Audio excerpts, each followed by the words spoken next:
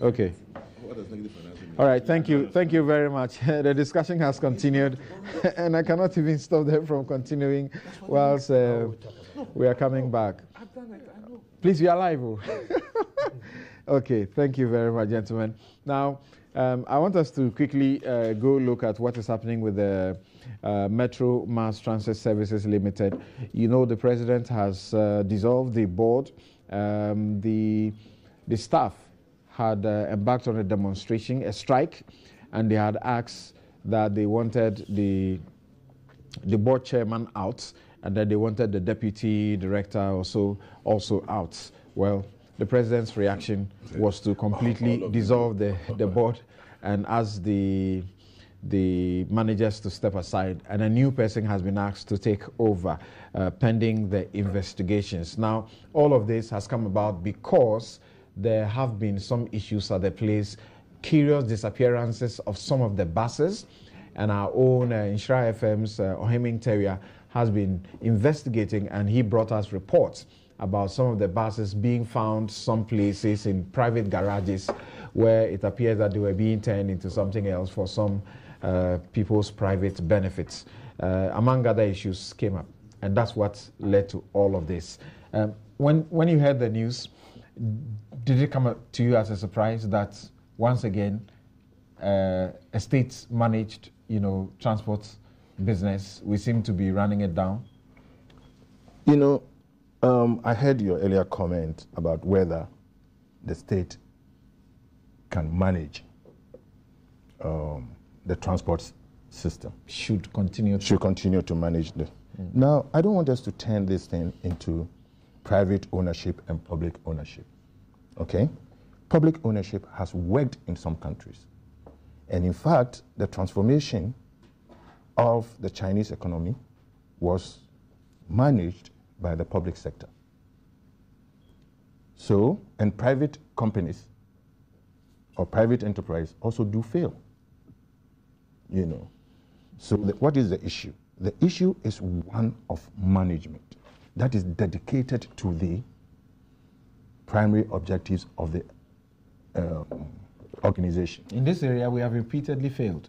That's what history tells us. Yes. We haven't done well. And I will point you in the direction of management. It is not dedicated, number one. The means that it employs are really obsolete. In this age of electronics, how do you make your revenue dependent on somebody that you are underpaying in the first place and collecting the cash? What happened to turnstiles? What happened to prior marketing of the tickets? So that you either eliminate the person whom you are underpaying but is responsible for the receipt of your revenue. That is the answer.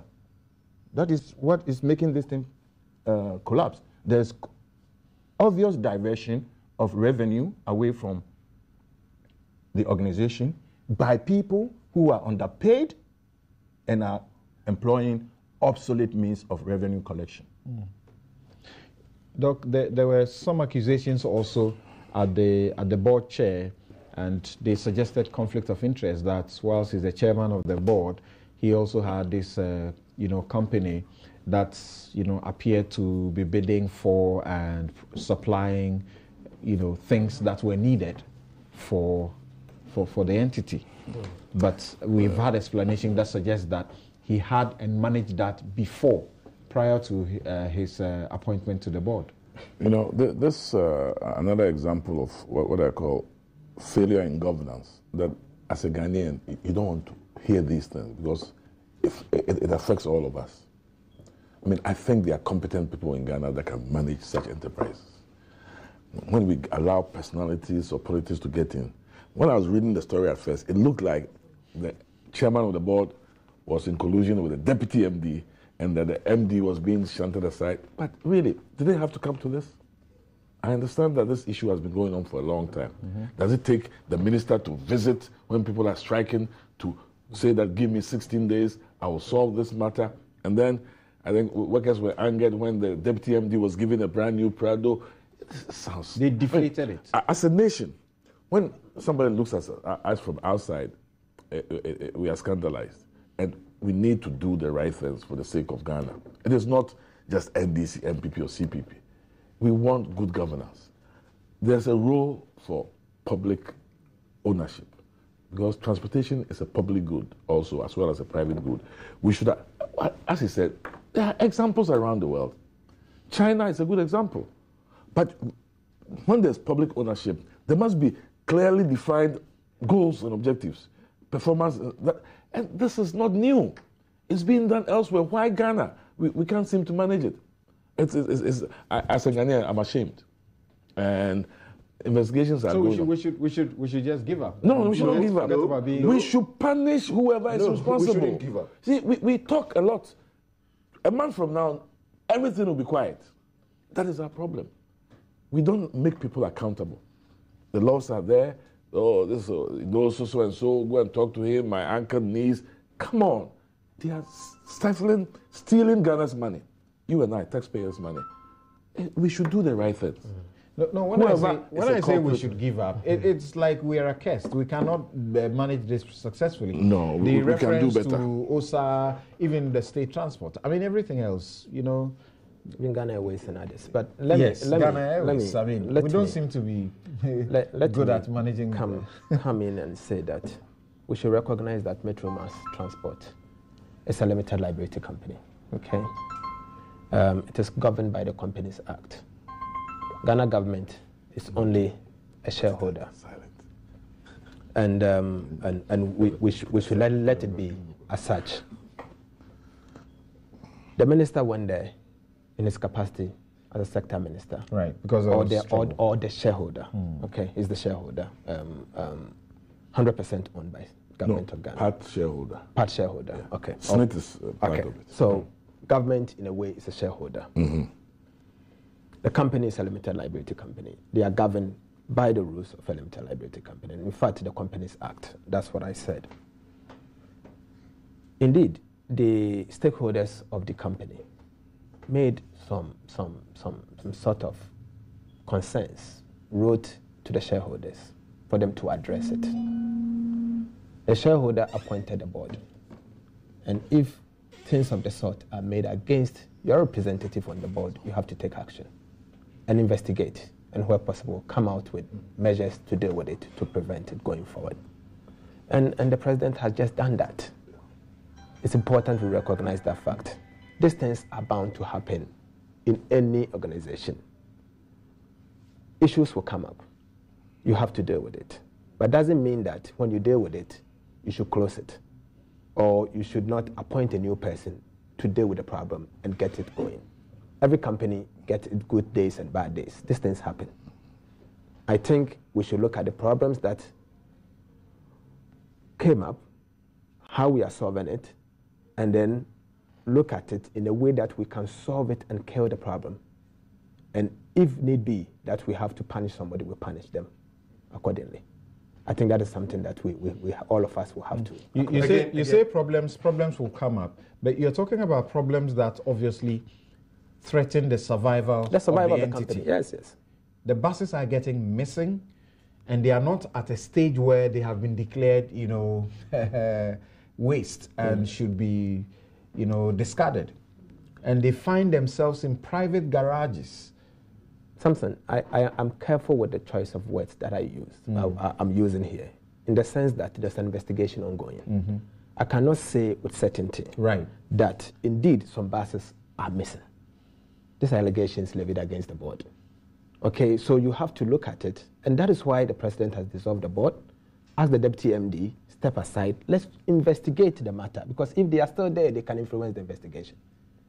And then, if the investigation comes out to be true, you have to take action, and we take action accordingly. Right. Well, I'm looking at a photo here sent by Ohimin Teria from Inshra FM. Two of the buses that were found at an auto mechanic shop in Kumasi, workshop in Kumasi, being worked on, whilst everybody else thought that their owners, as in you say, it's a limited liability company. Their owners had dealt with them in the manner that was expedient and clean without any stint of corruption. But you find some of these things, and their concern as the staff is that this is where they make their living, and there is a potential that some time to come the buses will be gone. That's excellent. That's excellent. My question is, do you think that, I mean, we should still have a stake as a state in these things? Because I think so. Private people are doing them, and they are doing them very successfully.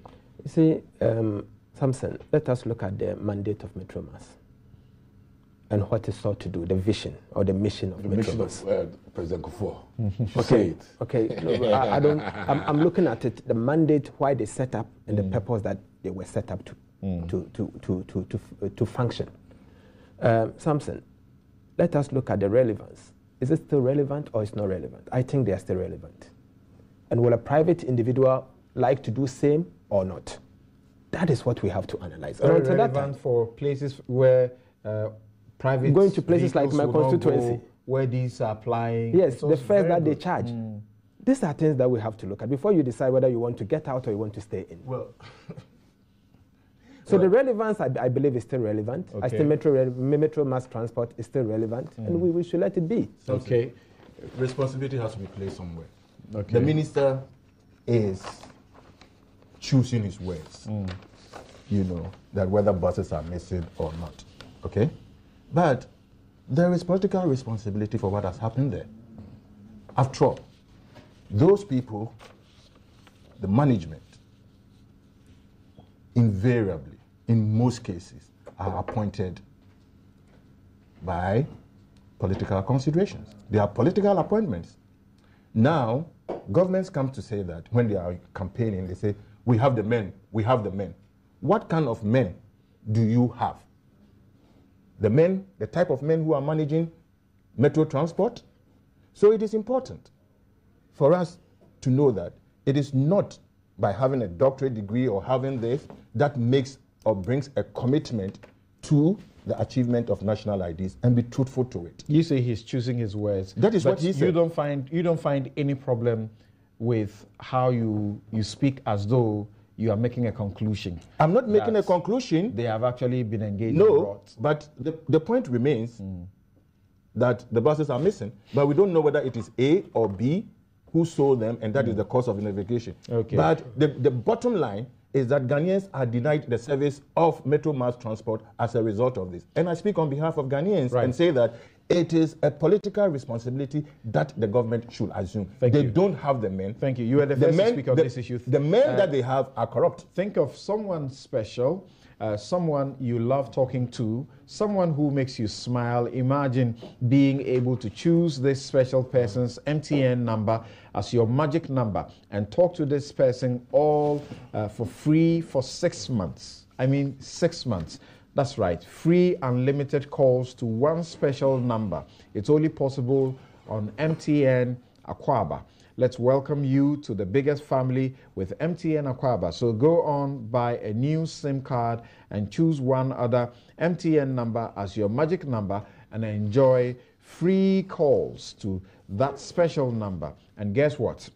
You also get a whopping 100% bonus on all charges, recharges for 6 months, plus 50% bonus on your weekly spends. Join MTN today and say welcome to the new world. MTN, everywhere you go. Bank of Africa, also a very proud sponsor of this show. They have products that will suit your lifestyle or business. And so call them 0244-338-226, 0244-338-226. Bank of Africa, as strong as a group and close as a partner. Now, we have some very less than 30 minutes and we'll be done. Let's listen to President John Mahama and what he has to say must happen after the central medical stores got bent. No insurance, 237 million, is it? Ghana cedis gone wastes.